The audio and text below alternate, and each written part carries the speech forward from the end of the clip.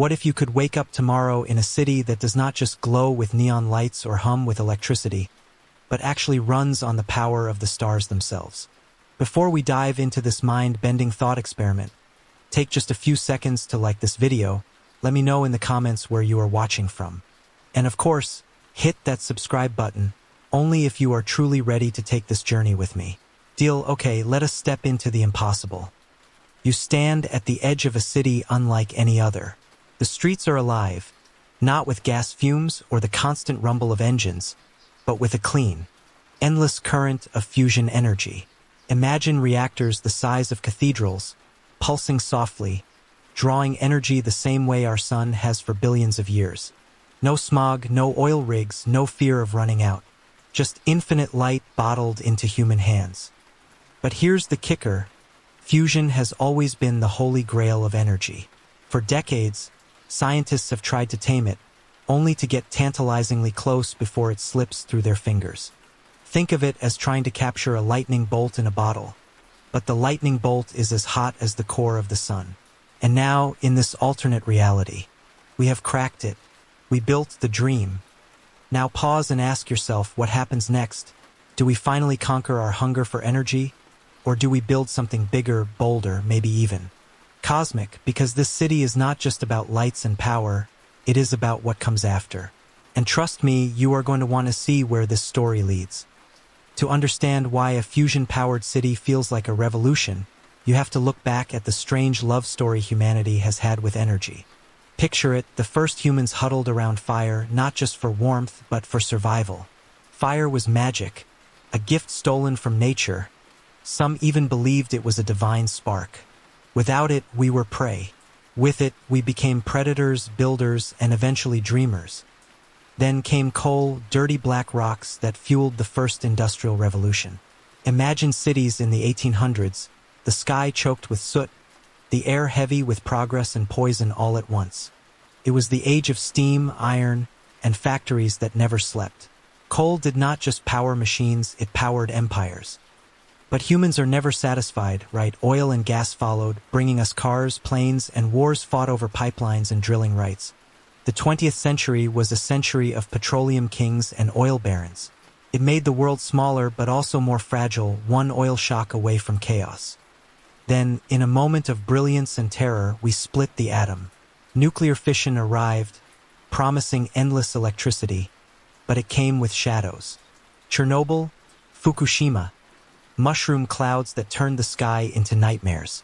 We wanted the sun's power, but what we got was its darker twin. And yet, the dream of fusion lingered. Scientists whispered, what if we could harness the same fire that lights the stars, without the fallout? Without the waste, without the apocalypse, every generation thought we are just a few decades away. And now, in this story you are walking through, that dream has finally landed on Earth. Think about that, we went from rubbing sticks together in a cave to bottling starlight in a reactor. That is not just progress, that is mythology. That is Prometheus 2.0, except this time you are the one holding the torch. So here's the fascinating part, you are not just standing in a city lit by fusion, you are standing inside a paradox. Fusion is pure science, grounded in math, physics, and engineering so precise it makes rocket science look like a party trick. Yet at the same time, it carries with it a cloak of mystery, almost spiritual, as if humanity is tapping into a forbidden fire. Let us break it down for a moment. Fusion happens when two lightweight atomic nuclei, think hydrogen, slam together under incredible heat and pressure, fusing into helium and releasing a ridiculous amount of energy. This is literally how the stars burn. The sun does not run on coal, oil, or nuclear fission. It runs on fusion, a cosmic bonfire that has been blazing for over 4.5 billion years. Here's where it gets wild. To replicate that on Earth, you need temperatures hotter than the core of the sun. We are talking over 100 million degrees Celsius. Imagine trying to hold that inside a machine without melting it into cosmic soup. That is where magnetic confinement devices like tokamaks and stellarators come in, bending plasma like sorcerers of science. But is not there something almost mythical here? Ancient legends spoke of Prometheus stealing fire from the gods. In Hindu myths, Agni, the god of fire, was both a giver of life and a force of destruction. In alchemy, seekers obsessed over the philosopher's fire that could transmute reality itself. And now, here you are, living in a city where those myths feel less like stories and more like prophecy. Think about it, humans once bowed to the sun, prayed to it, even worshipped it as Ra, Helios, or Amaterasu. Today, you do not pray to the sun. You bottle its essence. The line between science and sorcery blurs. Fusion is not just energy. It is mythology made real, and you are walking through it as casually as buying a coffee on the corner. Now ask yourself, when science starts to feel like magic, does humanity gain wisdom or arrogance? That is a question only the future of this city can answer. Close your eyes and picture it. You walk through the gates of a city built not on coal or oil, but on bottled starlight. The skyline glitters with towers wrapped in solar glass. The streets hum with autonomous vehicles powered by fusion-charged batteries. And above you, drones weave through the air like metallic fireflies. Managing energy flows so efficient it feels like the city itself is alive. At the heart of it all stands the fusion core, a colossal reactor shaped like a cathedral of steel and plasma. It does not roar with smoke or flames. It pulses with quiet confidence, a heartbeat of a new civilization. From here, energy radiates outward, lighting homes, powering industries, and even running vertical farms stacked like green skyscrapers. Imagine eating strawberries grown 3 blocks from your apartment in the middle of winter, under artificial suns fueled by fusion. And what about the people? In this city, your bills do not come with dread. Energy is abundant, almost free, so creativity becomes the new currency. Instead of worrying about heating your home, you worry about which wild idea you will chase next, building an AI-powered art gallery, starting a Mars training gym.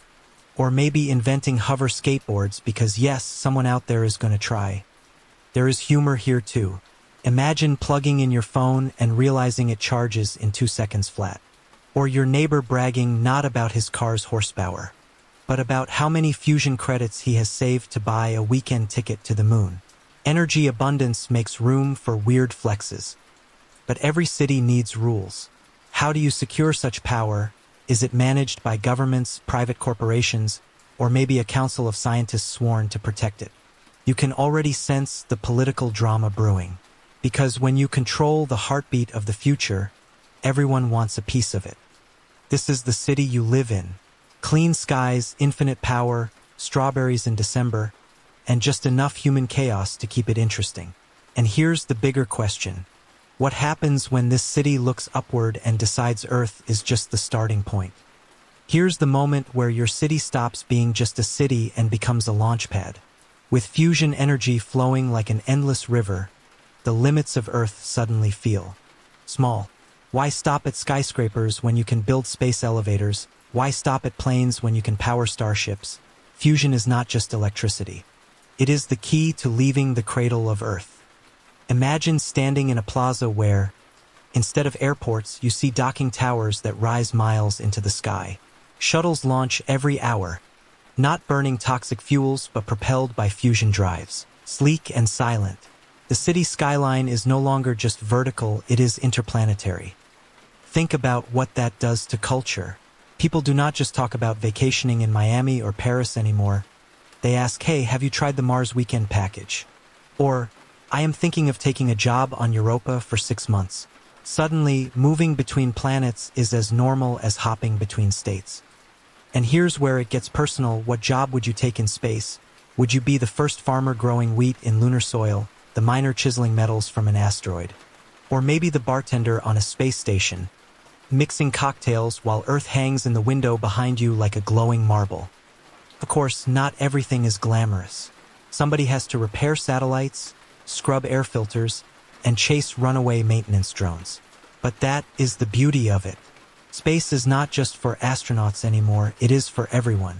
Fusion power does not just make the city sustainable. It makes the cosmos employable. And let us be real, Americans love a challenge. The frontier spirit never really died. It just shifted. Cowboys once crossed deserts. Pioneers crossed oceans.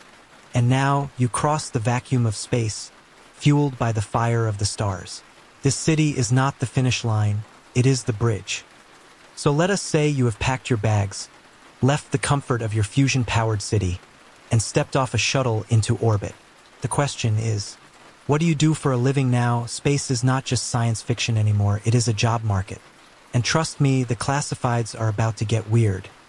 First, there is asteroid mining. Imagine swinging a pickaxe in zero gravity, well, maybe not a pickaxe, more like guiding laser drills that chew through space rocks the size of mountains. Platinum, rare earth metals, water ice, all sitting out there waiting to be claimed. Out here, a single asteroid could make Jeff Bezos look broke. Then there is space farming. Somebody has to grow food in orbiting greenhouses or on lunar soil. Wheat, algae, even lab-grown steak floating in zero-G labs. Picture farmers wearing spacesuits instead of overalls, adjusting hydroponic tubes while Earth shines like a blue jewel in the background. Of course, construction jobs are huge.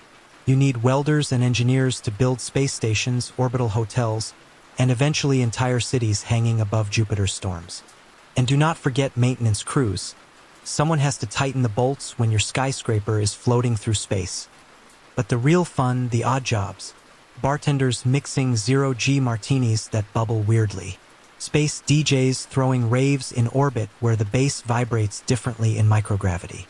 Or maybe comedians cracking jokes on a Martian stage. So I walked into a bar on Mars, and the gravity was so low even the beer was light. And here's the big twist. These are not just jobs.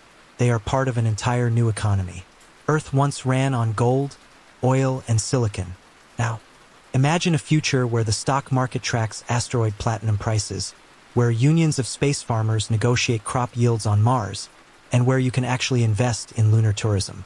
So let me ask you, if tomorrow you were handed a ticket to space with a guaranteed job, what would you choose, the miner, the farmer, the bartender, or would you gamble it all and try to become the first stand-up comedian on Mars? Up until now, everything sounds like a dream, right? Infinite energy, jobs in space, strawberries in December. But here's the reality check. Every utopia has its cracks. When you hold the fire of the stars, you are also holding its dangers. Imagine a failure in the fusion core. It is not like a blackout where you just light candles. A city powered by starlight could face cascading failures. Transport systems freezing mid-air, farms losing their artificial suns, hospitals going dark in seconds.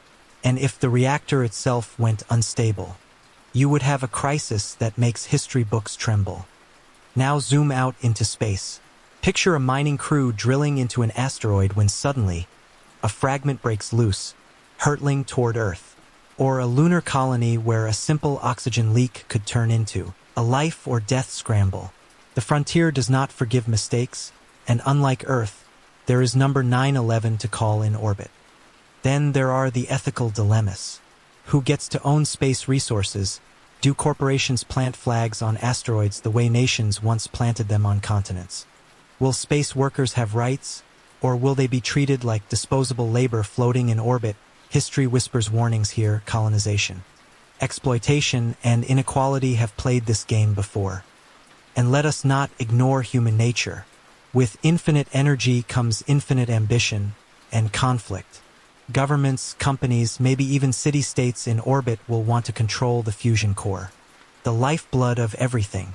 Wars once fought over oil could easily be fought over plasma. Only this time, the battlefield is not deserts or oceans. It is the void. So here's the tough question for you. If you were in charge of this fusion city or a colony in orbit, would you prioritize progress at all costs? Or would you slow things down to ensure safety and fairness? Would you be the Prometheus who gives fire freely, or the tyrant who hoards it? Because in the end, the fire of the stars does not choose sides. It only amplifies the choices we make. So here we are, standing at the end of this journey. You have walked through a city fueled by fusion, stepped onto shuttles bound for the stars, and faced the risks and dilemmas of holding fire in your hands. Now comes the final question: what kind of future do we choose to build? With fusion, humanity is no longer chained to scarcity. We are no longer prisoners of oil, coal, or gas. We have cracked the code of the stars. And that means one thing: freedom. Freedom to expand, to dream bigger, to look at the night sky not as something unreachable but as the next neighborhood. Picture Earth from orbit, glowing blue, cities twinkling like fireflies, powered not by smoke but by starlight. Above it, colonies bloom on the moon, Mars, and floating habitats circling Saturn. Each one different, each one experimenting with new forms of government, culture, and life itself. Maybe one colony chooses radical democracy, another chooses corporate rule, another embraces spiritual rituals under alien skies. Humanity does not just spread, it evolves. But the real beauty, you are part of that story. Whether you are a miner on an asteroid, a farmer in orbit, or just a dreamer watching rockets launch from the city plaza. This future belongs to you. Fusion is not just about energy, it is about possibility. It is about writing the next chapter of the human epic. So let me leave you with this. If tomorrow you were offered a chance to move into the city and step onto this path toward the stars, would you take it? Or would you stay on Earth, comfortable but limited? That choice, your choice, is the one that will define our future. Thank you for walking through this thought experiment with me. Now I want to hear from you. What do you think humanity's first priority should be if we built a fusion-powered city? Expanding into space, solving problems on Earth, or something else entirely? Drop your thoughts in the comments and tell me what topic you would like me to explore in the next video. Until then, keep dreaming, keep questioning, and never stop looking up.